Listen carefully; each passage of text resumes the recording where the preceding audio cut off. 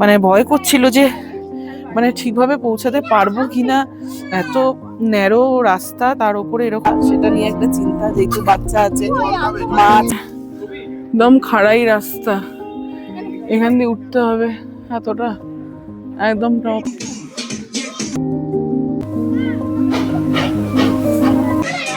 আমরা দার্জিলিং এর হোটেল ছেড়ে এখন দার্জিলিং এর সাইট সিন করতে বেরিয়েছি। দার্জিলিং এর নাম ফগেলিং, শুধু ফগ আর ফগ। ভিডিও করেছে, ফগ এসে মাথায় চুমু দিয়ে দিয়েছে। চলো আমরা স্টার্ট করলাম। মাম্মাকে নিয়ে, মাম্মা হ্যালো বলো এরম করে। এটার একদম টপে আছে লেকটা, উঠতে উঠতে নিচে গড়ালেই শেষ এই রাস্তা।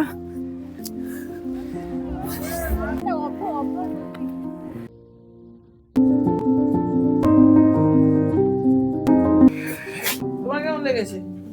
ভালো, হ্যাঁ খুব ভালো। হ্যাঁ হ্যাঁ,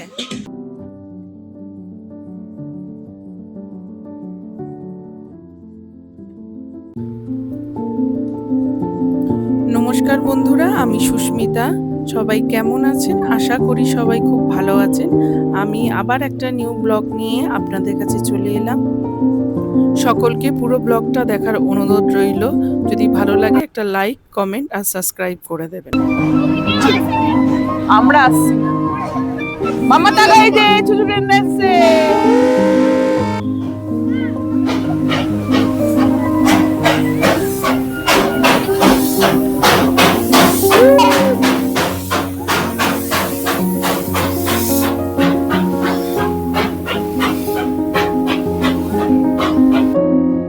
দার্জিলিং ভারতের পশ্চিমবঙ্গ রাজ্যের হিমালয় পর্বতমালার পাদদেশে অবস্থিত একটি বিখ্যাত শহর। সমুদ্রপৃষ্ঠ থেকে প্রায় ৬৭০০ ফুট উঁচুতে অবস্থিত এই দার্জিলিং শহর ১৮৩৫ সালে সিকিমের চোগিয়ালের কাছ থেকে ব্রিটিশরা এটি লিজ নেয় এবং ১৮৫০ সালে পৌরসভা গঠিত হয়। আজকে ডে 2, আমরা দার্জিলিং এর হোটেল ছেড়ে এখন দার্জিলিং এর সাইট সিন করতে বেরিয়েছি।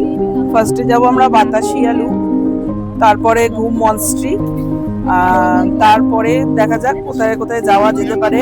আজকে মানে জুটা যাওয়ার কথা ছিল, বাট জু আজকে বন্ধ থাকার কারণে যেতে পারলাম না, ওই জন্য একটু মনটা খারাপ। মানে বেসিক্যালি বাচ্চাদের নিয়ে এসেছিলাম, তো মানে চিন্তা করেছিলাম যে জুটা ঘোরাবো, বাট জুটা ঘোরাতে পারলাম না, আমাদের ব্যাড লাক।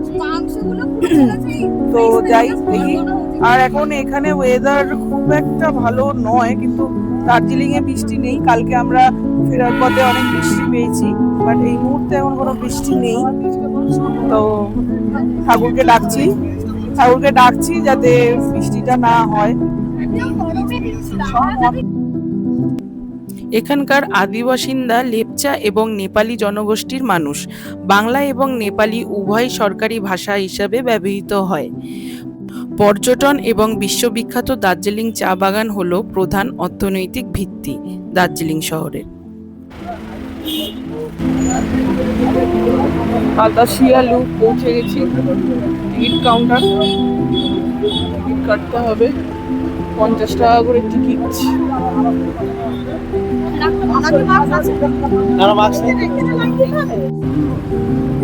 এখান দিয়ে চুচু ট্রেন যায়, জানো মাম্মা? কি গো? বাতাসিয়া লুপ হলো একটি চক্রাকার রেলপথ যা ভারতের পশ্চিমবঙ্গের দার্জিলিং জেলার হিমালয় রেলওয়ের অরণ্যের গ্রেট ইন্ডিয়ান কমানের জন্য তৈরি করা হয়। এই রেলওয়ে পথটি সুড়ঙ্গের মাধ্যমে একটি পাহাড়ের চূড়ার উপর দিয়ে চলাচল করে। এটি ১৯১৯ সালে চালু হয়েছিল। এই স্থানে ৫০,০০০ বর্গফুটের একটি ফুলের বাগানও আছে। এই স্থানটি দার্জিলিং থেকে ৫ কিলোমিটার এবং ঘুম শহরের নিচে অবস্থিত। ঘুম স্টেশন থেকে এই স্থানের দূরত্ব 3 কিলোমিটারের কাছাকাছি। এছাড়া ভারতীয় সেনাবাহিনী গোর্খা সৈন্যদের একটি স্মৃতিসৌধ রয়েছে, যারা 1947 সালে ভারতের স্বাধীনতার পর তাদের জীবন উৎসর্গ করেছিলেন। 1995 সালে এই বিখ্যাত স্মৃতিসৌধ স্থাপন করা হয়েছিল এবং দার্জিলিং এবং বিখ্যাত হিলকাট রোড এর ওপর অবস্থিত।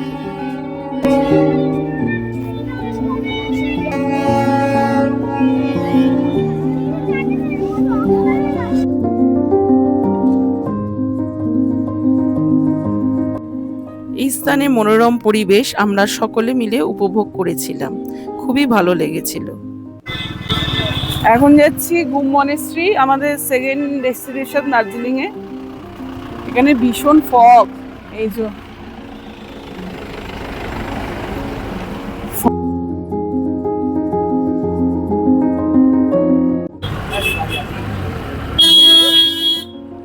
চলো।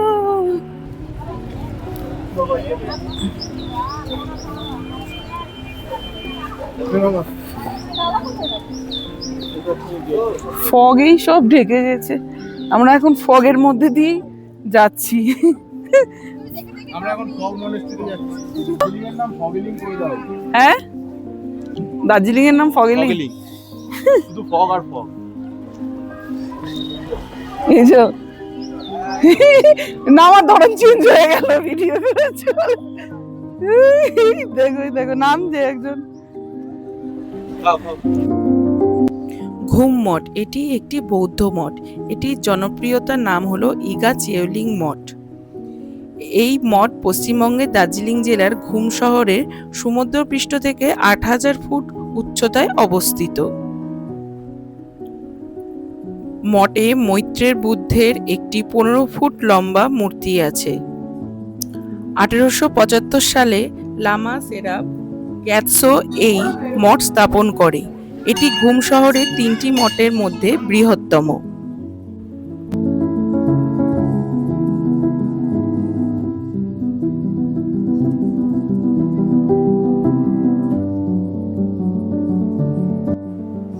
স্বর্ণকার এই বৌদ্ধের মূর্তি দেখলে আপনার মন প্রাণে যেন স্তব্ধ হয়ে যাবে। একটা শান্তি এবং মনোরম পরিবেশ চারিদিকে। মঠটার আশেপাশে কাজ দেখে আপনার মন মুগ্ধ হয়ে যাবে।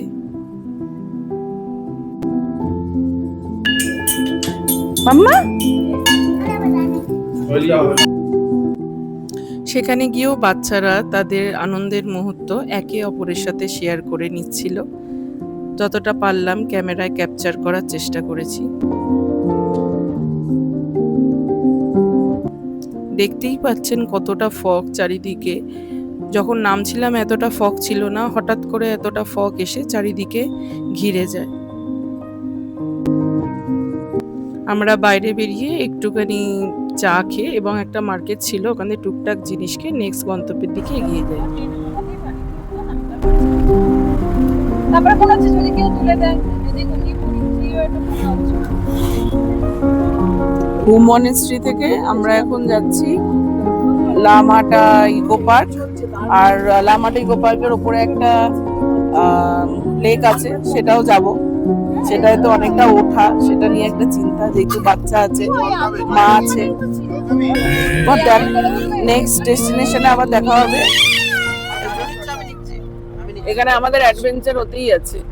এই যে অ্যাডভেঞ্চার হচ্ছে, ছানাপোনা গুলো সব বাবার কাছে। এই যে আমার মেয়ে প্রিয়াঙ্কার মাথা ধরেছে, মাথা ধরেছে, ঠান্ডায় মাথা ধরে গেছে। ফগে ফগ এসে চুমুকে চলে যাচ্ছে। ফগ এসে মাথায় চুমু দিয়ে দিয়েছে। আমার মাথাতে বেশি ধরে আর কি। আর সিরিয়াসলি মানে এত ফগ, মানে ফগ যখন হচ্ছে না তখন মানে অতটা ঠান্ডা লাগছে না, যখন ফগটা আসছে গায়ের মধ্যে লাগছে মানে মানে কি বলবো আর, মানে মনে হচ্ছে ধোঁয়া একটা আসছে চলে যাচ্ছে। খুব খুব ঠান্ডা লাগছে, মানে নেওয়া যাচ্ছে না। ঠিক আছে, চলো আবার নেক্সট ডেস্টিনেশন আবার দেখা হবে। বাই। লামহাটা পশ্চিমবঙ্গ দার্জিলিং জেলার একটি নির্মল ইকো পার্ক ট্যুরিজম গ্রাম, যা 2012 সালে 5700 ফুট উচ্চতায় গড়ে তোলে। এই স্থানটি তার পাইন বন, সুসজ্জিত বাগান এবং কাঞ্চনজঙ্ঘার মনোরম দৃশ্যের জন্য পরিচিত এবং গ্রামীণ পর্যটনকে উৎসাহিত করার জন্য সম্প্রতি এটি গড়ে উঠেছিল। পাইন বনকে ঘিরে থাকা রাস্তার ধারের একটি ধাপযুক্ত বাগান, যেখান থেকে মনোরম দৃশ্য উপভোগ করা যায়। স্টার্ট করলাম way to lake. I don't know কিরকম লেক আছে, আন্টি ভুল তো রাস্তায় চলো আমরা স্টার্ট করলাম। মাম্মাকে নিয়ে, মাম্মা হ্যালো বলো, এরম করে স্টার্ট করলাম। এই যে ফুলন দেবীও যাবে। স্যার চলে আসুন, আপনি ওখানে কেন? আসুন আসুন নিচে। স্টার্ট করলাম, মেয়েকে নিয়ে যাই না। টপি এটার একদম টপে আছে লেকটা, মনে হয় না পারবো, কেন মেয়েটা অনেক ছোট তো, আর রাস্তাও খুব একটা ভালো মনে হচ্ছে না। জাস্ট জার্নি স্টার্ট করলাম, লেটস সি কত দূর যেতে পারি। এই অভিজিৎ যাবে না? ওকে যাই। এই যে পুটলি নিয়ে, আরে বাপ রে বাপ, এই যে এই রাস্তা দিয়ে উঠতে হচ্ছে। মা গো।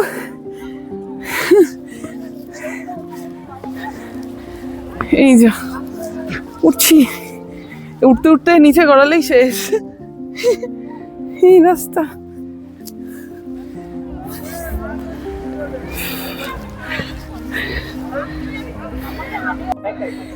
এই হচ্ছে একদম খাড়াই রাস্তা, এখান দিয়ে উঠতে হবে এতটা, একদম top.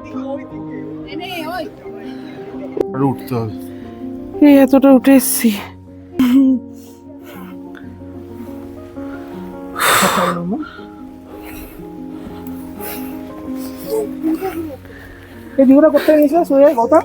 Journey again started.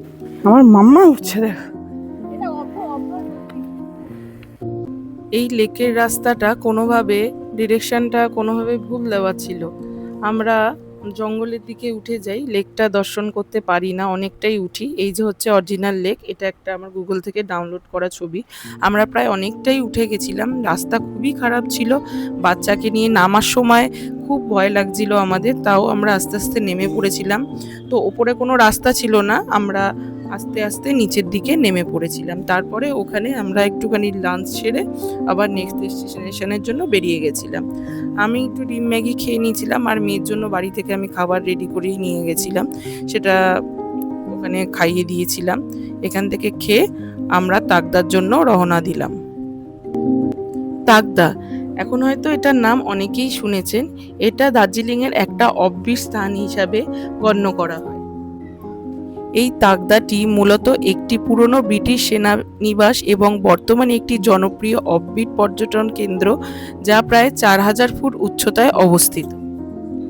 Darjeeling থেকে প্রায় 28 কিলোমিটার দূরে অবস্থিত এই তাকদা অতীতে একটি ব্রিটিশ সেনানিবাস ছিল, যার স্বাক্ষর হিসাবে আজও পুরনো ক্লাব এবং বাংলো সেখানে দেখা যায়।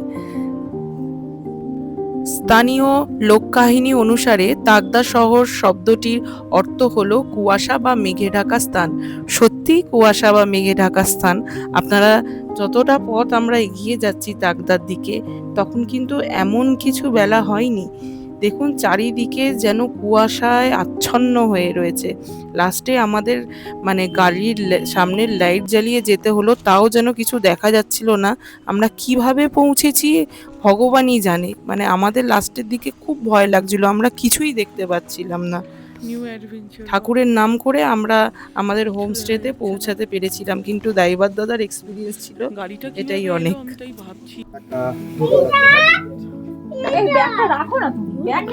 ফাইনালি আমরা তাকদাতে পৌঁছে গেছি। এই যে বাপরে বাপ, কিছুই দেখা যাচ্ছে না। দারুণ ওয়েদার, অ্যাকচুয়ালি দারুণ ওয়েদারের থেকে হোমস্টেটা যেটা আছি আমরা, জাস্ট ওয়াও, দেখাচ্ছি। এটা হচ্ছে এন্ট্রান্স। এখন অ্যাকচুয়ালি কুয়াশা, এত কুয়াশা কোনো কিছু বোঝা যাচ্ছে না।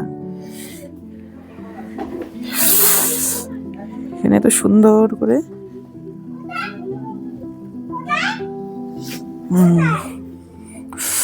আর এখানে সব থেকে অ্যাট্রাকটিভ জিনিস এখানে এই মন্দিরটা, খুব সুন্দর।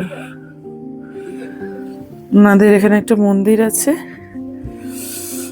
আর প্রচন্ড ফগের জন্য, মানে আমরা ফগের মধ্যে দিয়ে এলাম, মানে আমাদের রাস্তা দিয়ে আসছি যখন আমাদের মানে ভয় করছিল যে মানে ঠিকভাবে পৌঁছাতে পারবো কিনা, এত ন্যারো রাস্তা, তার উপরে এরকম ভাবে আসছি আর পুরো মানে ফগে কিচ্ছু দেখা যাচ্ছে না, নাথিং, কিছু দেখা যাচ্ছে না।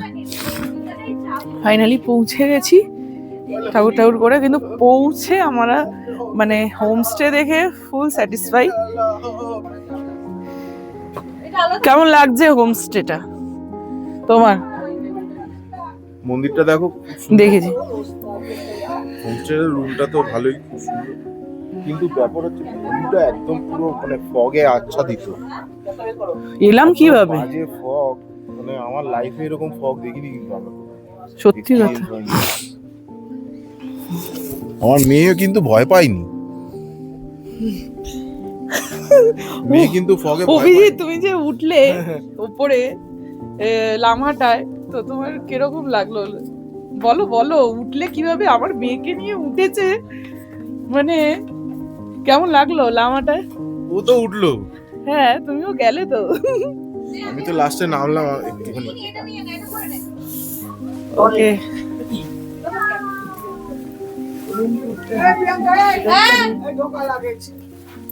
দরজা বন্ধ করে রাখতে বললো, নাহলে কিন্তু সব ভিজে যাবে। এটা আমাদের রুম। বন্ধ কর। এখানে একটা ড্রেসিং টেবিল মতন আছে।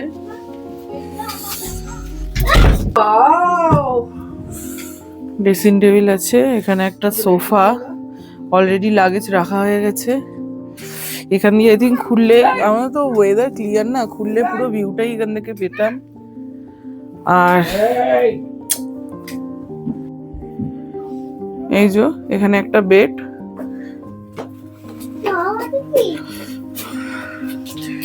মানে এত সুন্দর করে সাজানো। আর এই হচ্ছে আর একটা বেড।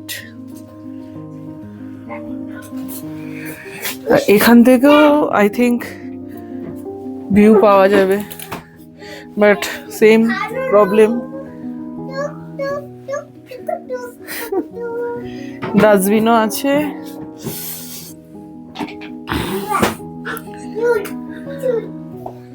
ওয়াশরুমটা, এই যে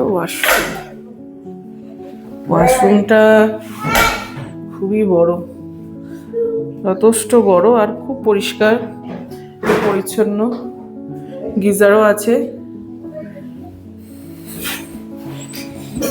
চলো চলো চলো চলো। তোমরা মজা পেয়েছো রুমটা? মাম্মা কেমন লেগেছে এই রুমটা? কিরকম? আচ্ছা রুমটা কিরকম বলো? ভালো রুম? সত্যি? তোমার কেমন লেগেছে?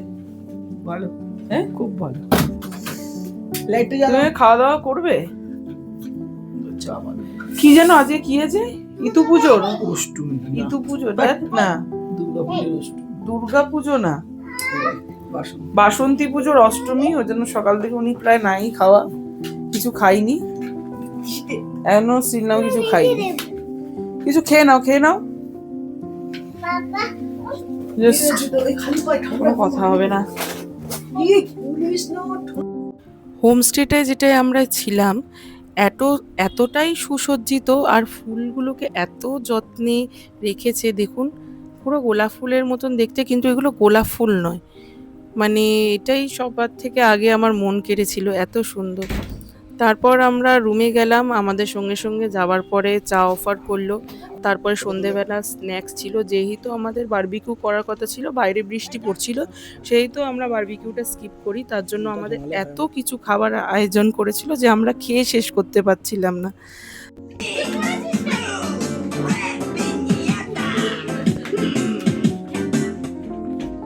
হ্যাপি, থ্যাংক ইউ বলো। Thank you.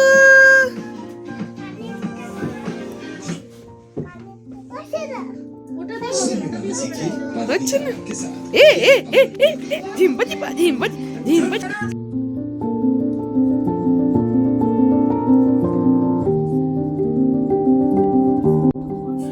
কপিরাইট হয়ে যাওয়ার কারণে আমরা মানে মিউজিকগুলো এখানে দিতে পারলাম না। মিউজিকগুলো দিলে হয়তো আরও ভালো লাগতো, বাট কিছু রুলস অ্যান্ড রেগুলেশন আছে, যার জন্য মিউজিকগুলো এখানে দিতে পারলাম না। আপনারা দেখেই বুঝতে পারবেন যে আমরা প্রত্যেকটা মুহূর্ত বাচ্চাদের সাথে কত আনন্দ করে কাটিয়েছি।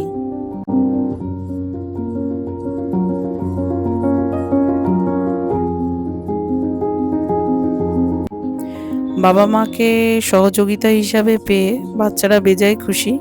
তারা মুহূর্তটা আরোই এনজয় করতে শুরু করলো, তার সাথে সাথে আমরাও।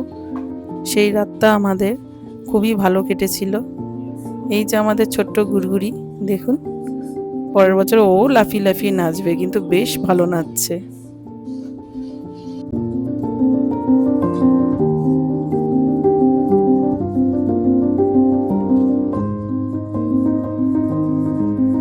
এক মুহূর্তের জন্য মনে হচ্ছিল এই রাতটা শেষ না হলেই ভালো হয়। আমরা খুব খুব খুব আনন্দ করছিলাম, সাথে বাচ্চারাও।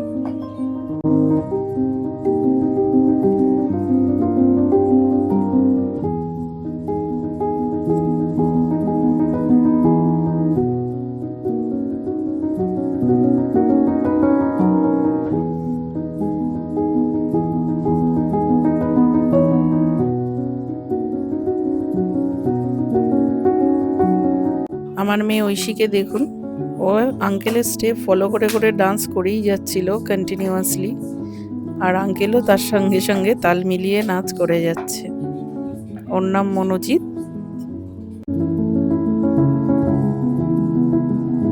এইভাবেই আনন্দ করতে করতে আমাদের দিনটা শেষ হলো। পরের দিন আবার সকালবেলা উঠে বেরোতে হবে। আমরা ডিনার সেরে নিলাম, ডিনার সেরে ঘুমানোর জন্য প্রস্তুতি নিচ্ছিলাম। পরের দিন যেতে হবে আমাদের চারকোল। যদি ভিডিওটা ভালো লেগে থাকে অবশ্যই একটা লাইক, কমেন্ট আর অবশ্যই আমার চ্যানেলটাকে সাবস্ক্রাইব করে আমার পাশে থাকবেন। আপনারা পাশে থাকলে আমার পথ চলাটা কঠিন হবে না। সবাই ভালো থাকবেন, সুস্থ থাকবেন। আজকের ভিডিওটা এই পর্যন্তই।